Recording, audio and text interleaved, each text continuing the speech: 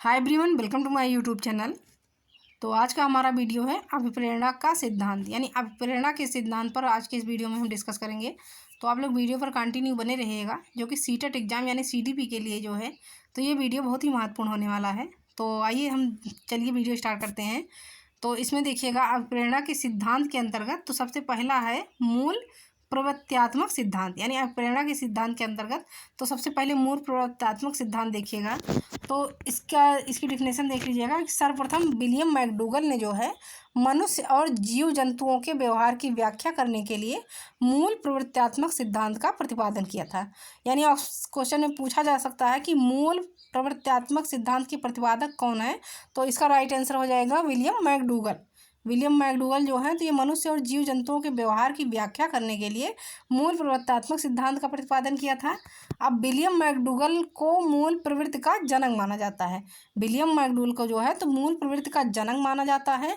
और देखिएगा कि इन्होंने 14 मूल प्रवृत्तियाँ बताई हैं। तो 14 मूल प्रवृत्तियाँ बताने वाले वैज्ञानिक का नाम क्या है, तो विलियम मैकडूगल। तो देखिएगा प्रत्येक मूल प्रवृत्ति से जुड़ा हुआ एक संवेग होता है। संवेग उत्पन्न होने पर जो क्रिया होती है तो उसे मूल प्रवृत्ति कहते हैं।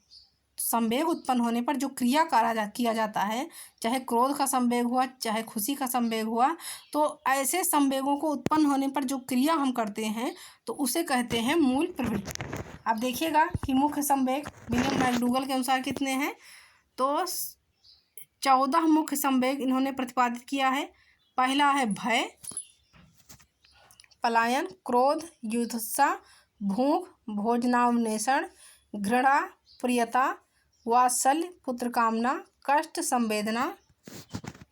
उसके बाद आश्चर्य, जिज्ञासा, कामुकता, काम, आत्महीनता, विनीत भाव, आत्माभिमान, आत्म प्रदर्शन, एकाकीपन, सामूहिकता तथा अधिकार भावना, संग्रह। उसके बाद रचना अनुभूति, रचना प्रवृत्ति, आमोद तथा हास्य। तो देखिएगा कि क्या बताया गया है इसमें कि जब जो है मूल प्रवृत्तियाँ इन्होंने बताई है कि जब एक संवेग होता है तो जो संवेग से उत्पन्न होने वाली जो क्रिया होती है तो उसे मूल प्रवृत्ति कहा जाता है। तो मुख्य संवेग देखिएगा ये 14 हुए, और इन संवेगों से उत्पन्न होने वाली ये क्रिया हो गई, यानी ये संवेग हो गया और ये क्रिया हो गई। जैसे भय संवेग हो गया तो उसकी क्रिया कहा जाएगा पलायन, तो इसे कहा जाता है मूल प्रवृत्ति, यानी संवेगों से उत्पन्न होने वाली क्रिया को कहा जाएगा मूल प्रवृत्ति। अब आइए देखिएगा आगे का कि मूल प्रवृत्ति की विशेषताएं। तो मूल प्रवृत्तियां सार्वभौमिक होती हैं, मूल प्रवृत्तियां जन्मजात होती हैं, मूल प्रवृत्तियां आदर्शों से भिन्न होती हैं। मूल प्रवृत्तियों में 3 क्रियाएं शामिल होती हैं, ज्ञानात्मक, भावात्मक और क्रियात्मक। मूल प्रवृत्तियां व्यक्ति को क्रिया करने के लिए प्रेरित करती हैं।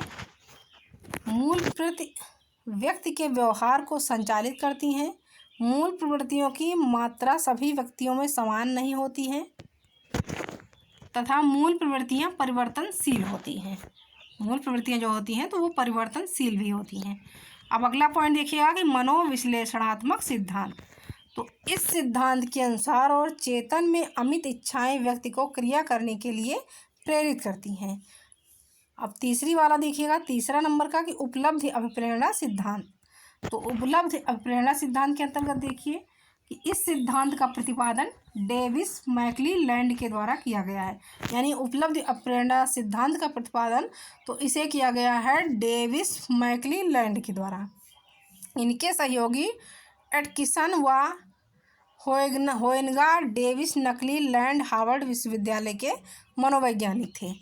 अब अगला देखिएगा कि इस सिद्धांत में श्रेष्ठता से विशेष स्तर को प्राप्त करने की इच्छा को बताया गया है।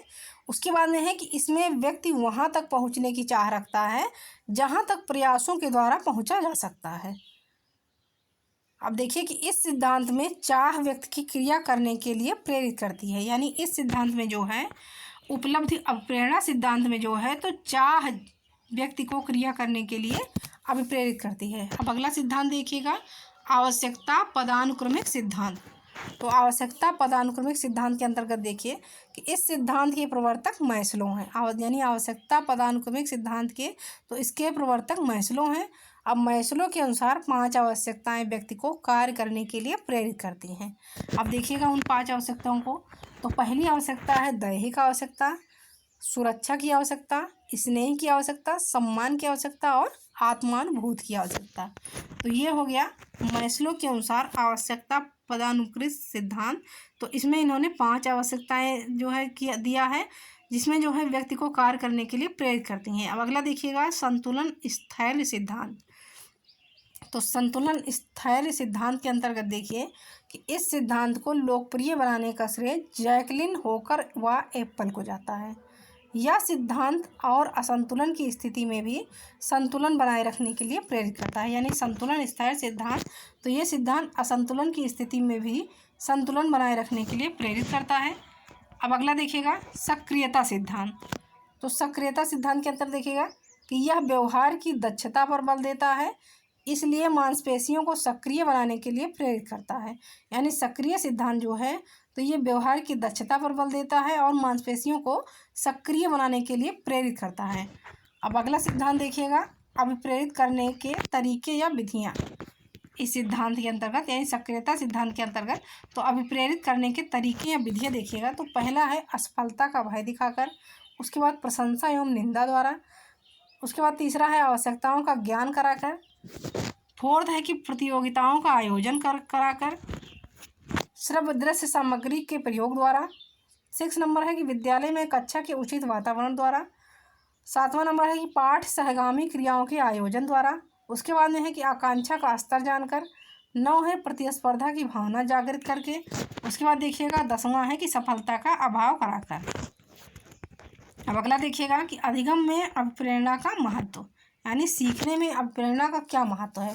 तो पहला है कि व्यवहार को नियंत्रित करने में सहायक होता है। यानी अधिगम में तो अभिप्रेरणा का ये महत्व होता है कि व्यवहार को नियंत्रित करने में सहायक होता है। उसके बाद ध्यान केंद्रित में सहायक होता है। तीसरा है चरित्र निर्माण में सहायक होता है। फोर्थ है लक्ष्य प्राप्ति में सहायक होता है। उसके बाद देखिएगा 5 नंबर है कि अधिगम तत्परता जागृत करने में सहायक होता है। 6वां नंबर है कि रुचि जागृत करने में सहायक होता है। 7वें में देखिएगा कि मानसिक क्रियाओं के विकास में सहायक होता है। 8 नंबर है कि अनुशासन स्थापित करने में सहायक होता है, आत्मनियंत्रण में सहायक होता है, तथा 10वां है कि अधिगम की गुणवत्ता बढ़ाने में सहायक होता है।